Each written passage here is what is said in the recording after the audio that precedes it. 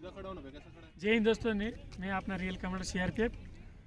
अभी लेटेस्ट में अपना एसएससी नोटिफिकेशन आ रखा है, उस ऑनलाइन कैसा करना है स्टेप बाय स्टेप प्रोसेस बताना चाहता हूँ आपको लोगों को, क्योंकि ना बहुत सारा गलती होता रहेगा। जो ना एसएससी जब एप्लीकेशन करते हैं ना, वही एप्लीकेशन जब आपको जॉब आने टाइम में वेरिफिकेशन में वही एप्लीकेशन आपका सामने दिखाई देगा। वो बोलेगा इसमें जो नाम है सेम एसएससी मेमो में वही होना चाहिए बोलेगा, इसलिए गलती नहीं होना चाहिए। पोस्ट प्रिफरेंस भी कैसा डालना है, क्या क्या डालना है, और क्या पोस्ट प्रिफरेंस में कौन सा वाला फर्स्ट चूज़ करना है।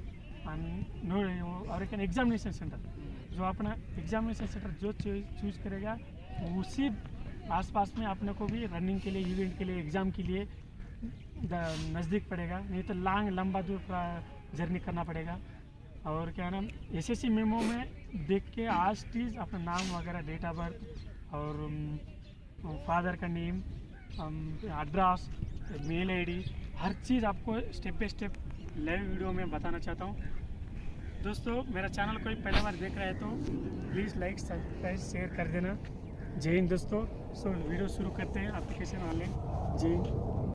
फर्स्ट ऑफ ऑल है आप लोग को पार्ट 1 करना है। पार्ट 1 में एक मोबाइल नंबर लगेगा, ईमेल आईडी लगेगा, आधार नंबर लगेगा, अगर PAN, voter ID, passport, driving licence कुछ भी लगा सकते, कोई भी एक आईडी। और एसएससी मेमो में जिस जैसा है सेम एज डिटेल भरना पड़ता है पार्ट 1 में, है ना। Email ID valid email ID चाहिए, मोबाइल नंबर वैलिड चाहिए, क्योंकि हमेशा उसी से आपको ओटीपी आता रहता है। पार्ट 1 में ज़रूर करना है। पार्ट 1 में आपको रूल नंबर भी मिल जाएगा एसएससी का, वो रूल नंबर है, आपको ओटीपी आएगा और मेल में आएगा। इसीलिए mobile number, email ID valid मांगा जाता है। वो हमेशा आपके साथ रहना चाहिए, क्योंकि ना बाद में दिक्कत नहीं आएगी। नेक्स्ट है पार्ट 2 करना है। नेक्स्ट है पार्ट 2 में आपको फ़ोटो मांगा जाएगा, सिग्नेचर मांगा जाएगा, और एनसीसी सर्टिफिकेट है और एक्स्ट्रा क्वालिफिकेशन है तो दे सकते हो उसमें, और एक सर्विसमैन है तो उसमें अप्लाई मेंशन कर सकते हैं, सर नो। और एक्स्ट्रा कुछ क्वालिफिकेशन है आपके पास, कंप्यूटर नॉलेज है, ऐसा डिग्री का ऐसा कुछ है तो उसमें मेंशन कर सकते हैं पार्ट 2 में। पार्ट 2 फोटो साइज़ है 20 KB to 50 KB होना चाहिए। सिग्नेचर साइज़ है 10 KB to 20 KB होना चाहिए, वो भी लेटेस्ट का ही होना चाहिए, पुराना का नहीं डालना है। ये इंस्ट्रक्शन है सारा दे रखा है, इसमें थोड़ा ध्यान से पढ़ना पड़ता है। कुछ लोग को नक्सल इफेक्टेड डिस्ट्रिक्ट भी होता है, नक्सल इफेक्टेड स्टेट भी है, वो भी अपन पार्ट 2 में डाल सकते हैं। नेक्स्ट लॉगिन के लिए चलते हैं। अभी लॉगिन के लिए अपन पार्ट 1 माने दो, पार्ट 2 माने दो, जो भी करने के लिए एसएससी मार दीजिए। गूगल फ़ोन में क्रोम में जाइए, एसएससी मार दीजिए, बस स्टाफ सिलेक्शन कमीशन आ जाएगा। फ़ोन में कर सकते हैं, लैपटॉप में कर सकते हैं, अपने पास जो अवेलेबल है उससे कर सकते हैं, कोई दिक्कत नहीं है। एसएससी मारते ही स्टाफ सिलेक्शन कमीशन आ जाएगा। अगर नहीं तो SSC.NIC.in मार दीजिए, वो स्टाफ सिलेक्शन कमीशन के ऊपर क्लिक कर दीजिए, लॉगिन पेज ओपन हो जाएगा। ये लॉगिन पेज है, यूज़र नेम पासवर्ड है। रजिस्ट्रेशन नंबर बोला था ना, वो ओटीपी आएगा बल्कि पार्ट 1 में। वो पार्ट 1 में जो रजिस्ट्रेशन नंबर है, जो पासवर्ड डाला है, वो इधर एंट्री करना पड़ेगा। उसके बाद कैप्चा एंट्री करने में लॉगिन हो जाएगा। अगर पासवर्ड भूल गया है तो फॉरगॉट पासवर्ड मार दीजिए। अपन जो मेल आईडी फ़ोन नंबर डाल रखा है ना, इसीलिए बोलता हूँ वैलिड डालना चाहिए। वो मारने से अपने को अपना आप मेल आईडी में, फ़ोन नंबर में ओटीपी आ जाएगा, उसी से आप फिर दोबारा पासवर्ड क्रिएट कर सकते हैं। जो पार्ट 1 है ना, ये न्यू यूजर दिख रहा है ना, उसी से पार्ट 1 किया जाएगा। नेक्स्ट अपने को ये लॉगिन ब्राउज़र पेज ओपन हो जाएगा एप्लीकेशन का। ये है आपका लॉगिन है, Staff Selection Commission, welcome to, आपका नाम आ जाएगा।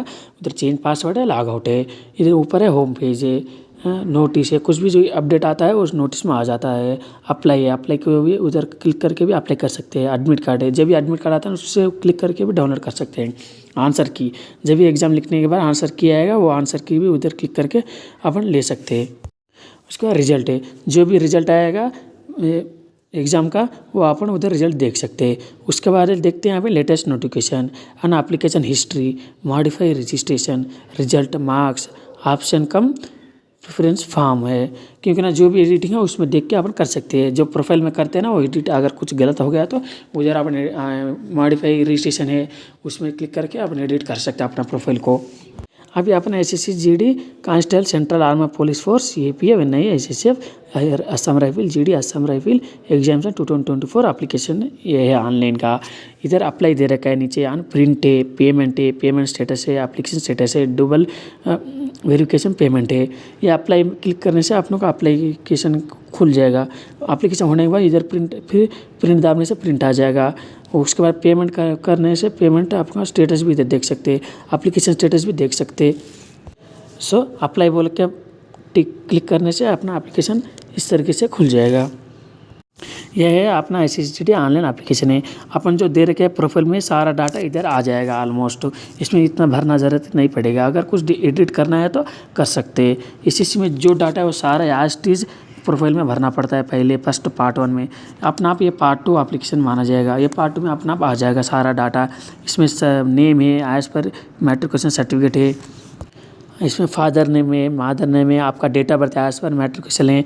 एज अपना आप उधर कैलकुलेट कर लेगा, जेंडर मेल और female, category ST SC OBC general, nationality citizen Indian, marks of visibility आपका ये मौलाना चेस्ट और आइडेंटिटी मार्क्स है वो बोल रहा है। 10th क्लास में जो है वही ये करना पड़ेगा। आपका 10th क्लास रूल नंबर है, आपका SSC रूल नंबर है, ईयर ऑफ पासिंग है। और एक सर्विसमैन है तो एक सर्विसमैन SR नो टिक किया है तो पहले प्रोफाइल में वो आ जाएगा, अगर अभी भी कर सकते हैं। नेक्स्ट है एक सर्विस में है तो date of joining, date of discharge, वो सारा डाटा भरना पड़ता है। लेंथ ऑफ सर्विस, वो सारा डाटा अपना आ जाएगा। आया ऑलरेडी सिविल पोस्ट इन एक सर्विस में, अगर कोई सिविल पोस्ट में भी ऐसा कुछ है तो इसमें वो भी भर सकते हैं। Data joining in civil post, वो भी सारा उसमें डाटा देना पड़ता है। पैरा 5.3 दे रखा है उसमें, वो रेफर करके वो नोटिस है उसमें देख के अपन भर सकते हैं। नेक्स्ट है age relaxation, age relaxation S डालना पड़ेगा तब उसमें SC ST वो शो करेगा, उसको क्लिक करना पड़ेगा। Are you national cadet corps NCC certificate तो एस डालना है, उस पर नंबर डालना पड़ता है, SC सर्टिफिकेट नंबर, टाइप है A B C। NCC रहने से क्या है ना फ़ायदा है, मार्क्स मिलता है उसमें। NCC में कितना मार्क्स मिलता है वो भी मैं अलग से वीडियो आपको अलग से करके दिखाता हूँ। अभी क्या है एग्जामिनेशन सेंटर है, आपका जो नज़दीक है वो उसमें शो करेगा, आप नज़दीक वाला देख के उसमें डाल सकते हैं। उसके बाद है यह कंप्यूटर बेस्ड एग्जाम है, CBE टेस्ट है। आप किस लैंग्वेज में लिखना चाहता है उसमें शो करेगा, उसमें बहुत सारे लैंग्वेज आएगा, हिंदी इंग्लिश तेलुगु और एक्स्ट्रा है, उसमें आप चूज़ कर सकते हैं, वेरीफाई कर सकते हैं। उसके बाद स्टेट है आपका डोमिसाइल, उसको क्लिक करना पड़ेगा। फिर उसके बाद स्टेट है वेरीफाई करना पड़ेगा, उसके बाद डिस्ट्रिक्ट वेरीफाई करना पड़ता है। नेक्स्ट है आपका स्टेट का बेनिफिट है, कोई आपका स्टेट में ऐसा कुछ बेनिफिट है, एज रिलैक्सेशन नहीं तो रिजर्वेशन ऐसा कुछ है तो उसमें एस कर सकते हैं।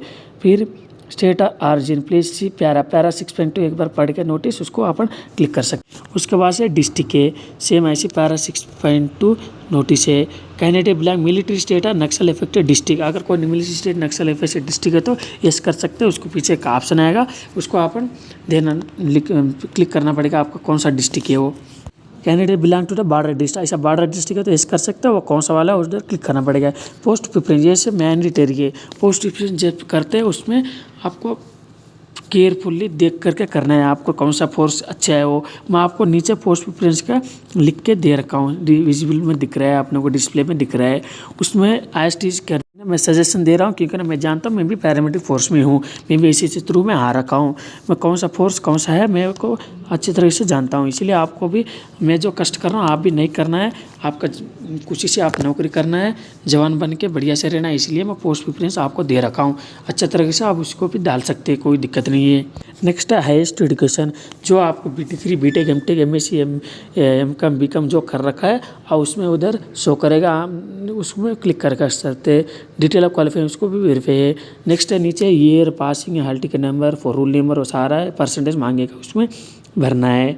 और इसमें आपका ये पर्सनल इन्फॉर्मेशन जो दे रखा है वो नीचे डिस्प्ले में आ रखा है, वो सही है नहीं है यस और नो देना है, अगर नो है तो नो करके उसमें एडिट कर सकते हैं, ये सही है तो यस कर सकते हैं।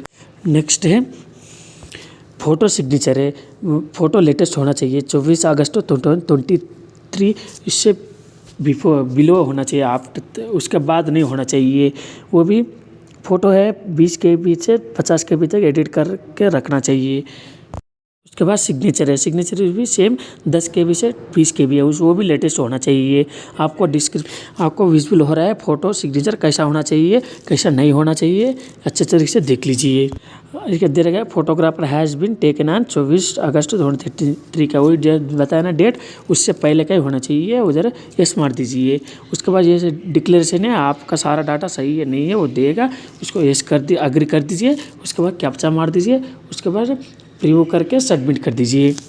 प्रीव्यू करने से क्या है ना, आपका जो भर रखा है फॉर्म पूरा एप्लीकेशन आप फिर से एक बार देख सकते हैं। उसमें कोई एडिट है तो वो एडिट मांगेगा, नेक्स्ट एडिट कर सकते हैं। इसलिए प्रीव्यू वो ज़रूर मारना चाहिए, उसके बाद सबमिट कर दीजिए, कोई दिक्कत नहीं है ना। और क्या है, जो भी स्टार मार्क आ रखा है उसमें रेड उसमें ज़रूर भरना ही है डाटा। अगर नहीं तो नहीं भरेगा तो वो एप्लीकेशन लेगा नहीं। और एक बात है, इसमें बहुत अच्छे तरीके से केयरफुली भरना है, क्योंकि ना वेरिफिकेशन में यही डाटा उधर शो करेगा। इससे ऑनलाइन एप्लीकेशन समाप्त हो गया है। आपके साथ एनी टाइम अवेलेबल के लिए अपडेट अच्छे अपडेट लाता रहूँगा, आपके साथ ही अवेलेबल रहूँगा। आपको जो भी डाउट है मैं क्लियरफाई करता रहूँगा। मेरा वीडियो अच्छा लगे तो लाइक शेयर सब्सक्राइब कर दीजिए। जय हिंद दोस्तों, जय हिंद कमेंडोस।